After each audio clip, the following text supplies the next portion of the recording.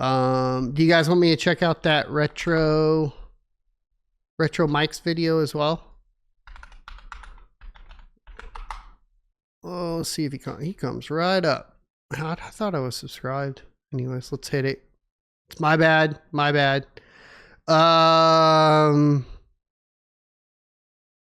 Okay, here. Yeah, let's see. Over the past 2.5 to 3 weeks, I've been mining Tari with some FPGAs. Today, I'm going to talk about what I've been earning and how it's been going and the ups and downs to it.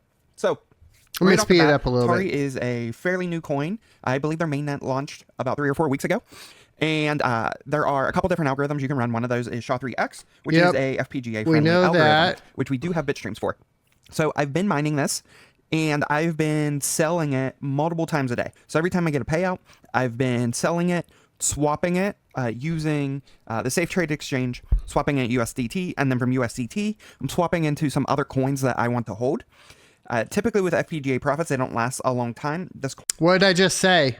Oh, crap. Okay, listen to this. Sorry, the video wasn't up. So, this is Retro Mike's video on how much he earned for Tari over the past 2 weeks. I want you to listen to what he said here, though, because I just said it. Over the past 2.5 to 3 weeks, I've been mining Tari with some FPGAs. Today, I'm going to talk about what I've been earning and how it's been going and the ups and downs to it. So, right off the bat, Tari is a fairly new coin. I believe their mainnet launched about 3 or 4 weeks ago. And there are a couple different algorithms you can run. One of those is SHA-3X, which is a FPGA-friendly algorithm, which we do have bit streams for. So I've been mining this, and I've been selling it multiple times a day. So every time I get a payout, I've been selling it, swapping it using the Safe Trade Exchange, swapping it USDT, and then from USDT, I'm swapping into some other coins that I want to hold. Typically with FPGA profits, they don't last a long time. This coin is super new, and typically with FPGA profits, they don't hold for a long time. Therefore, his strategy is to swap into other coins and sell right away. FPGAs, that is the mining strategy across the board. It just is. And that, I get that that's like detrimental for the networks. And I think that if you are creating a new coin, you should take that into account and really consider the fact that if you look historically at projects, like which projects had the strongest user base on a proof of work, from a proof of work perspective, and the most participation, it's always been GPUs, right? No, because you look at Ethereum, Snake. That's the thing, is like, it depends, right? So it depends. If you have ASIC resistance in place, GPU miners participate within that cryptocurrency, right? If it is FPGAs are the worst offender because they sit in a position where they only have a brief time on any cryptocurrency to mine. Does that make sense? So when it goes like that route, it is true that if GPU miners feel like that network is going to move away from them, their strategy is to mine and sell, right? But if GPU miners are currently in profit, they don't typically move out of the network. They stay within the network if the network has sufficient tools to remain within the network, like Ethereum. I wasn't sure how well it was going to go, how the price was going to fluctuate. And so I decided I wanted to go ahead and take those profits as I was mining it and swap it into coins that I actually want to hold. At this point, I have zero interest in actually holding Tari, but the profitability was there. So before we talk about the actual profitability, I'm going to talk about the machines that I'm using to mine on. And I'm using a total of 9 FPGA cards. All of them are on the Osprey E300 form factor. So three. So I've got. So he has 3 E300s basically with 3 cards in each for 9 total. A E300 VU35P. It has 3 VU35Ps in it. I have a E300 VU33P. Again, this has 3 VU33P chips in it.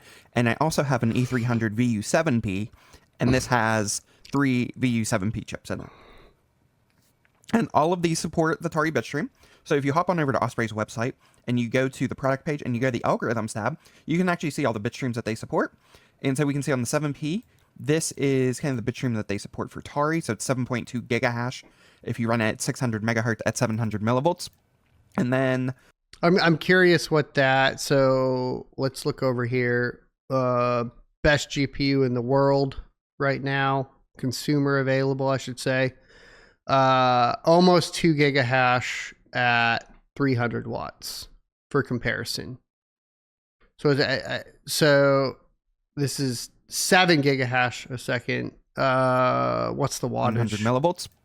And then on the VU33P, is that per board? Here, it's 4.2 gigahash. That's the whole unit. If you run at 700 megahertz at 700 millivolts. So that would be, I mean, it sounds...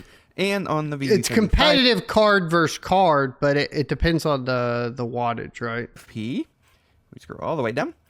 They give you a couple different clock options, but the kind of the most common one here was 6.48 gigahash second, and that's if you do 600 megahertz at 700 millivolts. Now, I am not running these specific clocks and these hash rates. I'm running some very specific things. Can we talk about that real quick? So I've got my E300s as well as a couple Bico miners, all on the same 120 volt circuit in my garage. Okay, so the power's a lot better, right? Yeah. And so for those purposes, I limit the power usage on each of those systems. So you can see I'm pulling about 1430 watts total. And so my 33P, I have it tuned down to 165 watts. My 35P, I have tuned down to 332 watts. And my 7P, I've tuned down to 327 watts. So let's take a look at the spreadsheet, and then I will talk about kind of the hash. And so keep in mind, like, one of those boards is running around, what, 100 watts? So maybe triple, rough estimate, triple the efficiency of GPUs on SHA-3X right now? Rates that I'm achieving with those. So let's go ahead and get rid of this. All right, so what you're looking at here is my actual rewards that hit the exchange every day. So what I did is I'm using Lucky Pool. You can see I've got about 17.56 gigahash real time right now. And my payout threshold I have set to 100 XTM, which is the minimum for this mining pool. And Tari also has like this 24-hour cooldown period before a block gets unlocked. So what that means is, as I'm mining, I have to wait an additional 24 hours after each block is mined in order to actually get that block credited to my balance, which will then lead to a payout. So what you'll see is my total balance right now on the mining pool is about 400 XTM, but I'm waiting for that cooldown period.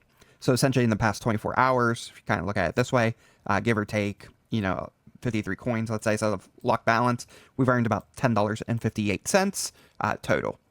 And let's hop back on over to the spreadsheet and let's talk about each of the payouts. And we're going to start on 521. Now, one thing I do want to mention on this 521 payout, if we hop back on over here, you'll see that my workers, so my E307, which is the VU7P, I didn't connect till the 23rd, and the 33 I didn't connect till the 23rd. On the 21st, I just had the VU35P connected. And so we ran about 2 days of just this miner connected. So the first payout here, kind of really this first payout, this was just with the VU35P.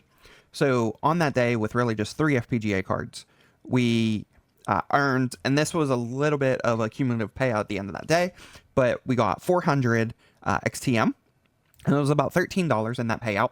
And then here you can kind of see the exchange rates, and I'm not going to go through every single line in the spreadsheet, but you can kind of see how the price. So diff is just going way up, right? Once we put on the other cards, yeah, we averaged 2 to. So like if we look at this, we can tell that payouts a day. That like essentially, because as he goes down here, he has more units on and still earning less, right? So, I mean, at the end of the day, oh no, these are okay. Never mind, 21, but these are 2 payouts.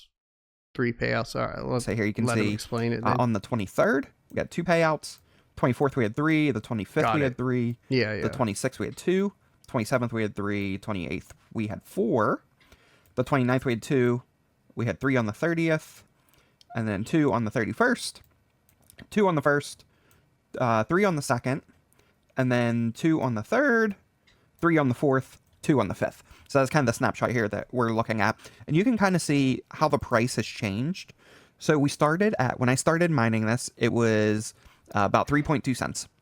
And it went down a little bit. So that first week, or really the first couple days, I would say, it went down to about 2.7 cents. And then we started to see the price just go up. And here you're going to see every time I sold, which was pretty much like twice a day for the most part, that the price kept going up, up, and up. And then a couple times it would flatline throughout the day, but for the most part, it went up. So if we take a look at kind of that low back point down here being now. that 2.7 cents on the 25th, and you can see that it kept going up, and it went all the way up here on the 30th. So for those 5 days, the price just kept going up, and it hit about 7.3 cents. And then what happened was the price started dropping and dropping and dropping, and it's been dropping since then. So had I held everything, I would have obviously not made as much because we're now down to 3.8 cents. So, and again, this is a snapshot as of about 3 days ago, is when I took this order history snapshot. So with that in mind, we've earned on average, our average sell price was 4.5 cents a coin. So 0.0455 was the sell price. And what that kind of corresponds with here is over the span of 2 weeks, we've earned $300 worth of Tari that we actually did sell that. So that is realized revenue that we have on that. Now, I have since taken that and swapped that into other coins. But before we talk about that, kind of want to talk about what the breakdown looks like on a daily basis. So that first day, again, this was just with the VU35P, we did about $13. Then once we had the other 2 machines, we did about $30. But then the next 2 days, we did about 17. And then on the 26th, 27th, 28th, you can see we did about $30 a day on those. And then on the 29th, $17, again, $30 on the 30th. And then $15, $13, $18, 15, 13. And then on the 5th, when I did this final snapshot, you're going to notice that this was a full day, but the payouts were pretty low. And this is because the price has, really dropped, and more hash rate has come on the network. But in addition to this, they've also cut the reward percentage. So they've done some algorithm shifts around with how they allocate the blocks per chain. So they actually have a couple different algorithms on their network. At the beginning, when I was mining, 50% of the rewards were going to the SHA-3X, and now it's like 33%, and soon it's going to be 25%. So that's another big reason why I was selling off a lot of this. Now, if we take a look at this, let's see, scroll up. Our average per day was exactly $20.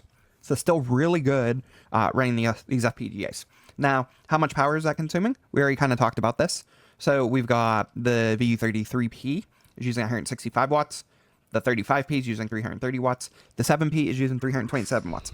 That is a total of 825 watts for the FPGAs. Dang, my electric cost right now rate. is sitting around 5.5 cents.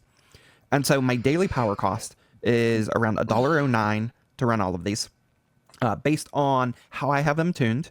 And I'll hop on over to the Osprey dashboard in a minute. I remember having a 5.5 cents. We ended up with a total power cost for those 2 weeks of $15.24, but our revenue was $300. So we actually profited just shy of $285. And here you can see that average profit a day was actually $20.34. So pretty good. And that, that takes into account precise numbers. The table over here, the slow pivot table, has some rounding in it, which is why it's slightly less than the actual numbers over here. But our actual profit, or average profit per day, rather. I did want to say, like finding places to rent that have utilities included, and rent and go balls to the wall, mining until they get tired of utility costs. You can get in a position, I have seen that, by the way, where you can end up in a lawsuit from that, and then you have to pay all that back. So, careful. Was $20.34.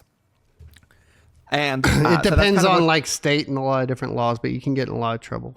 It's looking like, even with everything dropping, it's pretty crazy. Like if you look at the profitability that we're seeing right now.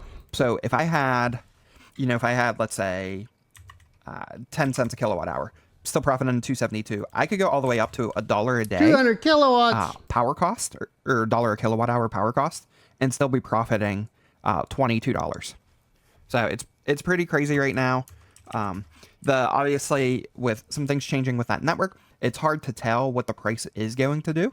And so for this reason, and because FPGAs are typically short-lived on chains, I have been selling it daily, swapping it into coins that I'm holding. I haven't sold anything for cash or fiat value, if you will, but swapping into coins that I want to hold. So let's hop on over to the Osprey dashboard here, and we just take a look. So this is my 33p. Let's hop on over to the 35p. So here's the 35p. You can see I'm getting 7.8 gigahash on this. I'm running 650 megahertz on this. Let's go back to here. Tank on Tari. It wasn't as advantageous. So right now what you'll see is I talked about in the spreadsheet that we've got 17.5. It seems to have crashed really, really hard here recently. So I'm wondering if these are even accurate now with the new reward structure. I assume these are not, none of these are accurate then on hashrate.no at this time anymore. That would be my guess. 5 gigahash. And keep in mind the Bitstream has a 10% dev fee. So we are going to lose essentially 1.75 effective hash rate. So if we hop on over to the Tari dashboard, you'll kind of see here these little dips here from the dev fee kicking in. But for the most part, so you'll see that we've got 18 gigahash up here, and then, you know, it's dipping down to that 15.5. So we are averaging that 17 for the most part straight across the board for our effective hash rate. So you'll see like right now it's in the dev fee mode. So it has dipped down to our what it thinks our real-time effective hash rate, 11 gigahash a second is. After a few minutes, this will kick back up, and then we will see a lot higher. You can see that's a. I don't like that dev fee hash rate. Click on those bit streams. I mean, I get it, but dang, they're crazy. 15-minute average. If we're looking at total here, so 72.26 is total paid out, and I currently have a balance of about 400 XTM. So overall, it's been good. These machines I have, with the exception of the VU7P, I've had the VU35Ps for a couple years now. I've had them for quite a while, and they've done pretty well. I've been super happy with them, and happy to be able to throw them on Tari. I did have them on Waglayla when the Tari Bitstream. That's what he had them on, Waglayla. Somebody in chat asked earlier what was on it before this got released. If Tari profitability tanks, I will probably just throw them back on Waglayla. But for now, super happy. I'm able to accumulate some coins that I want to hold long term. So this has been great for me. Loving the profitability right now on this. You know, this also, I could use this to offset my power to run some GPUs if I want to run more GPUs, more CPUs. And so there's a lot of advantages for me being able to run these Bitstream. Cool. Here, let me share it. Make sure you guys go get a like. Make sure you're sub to them too. Oh, in chat.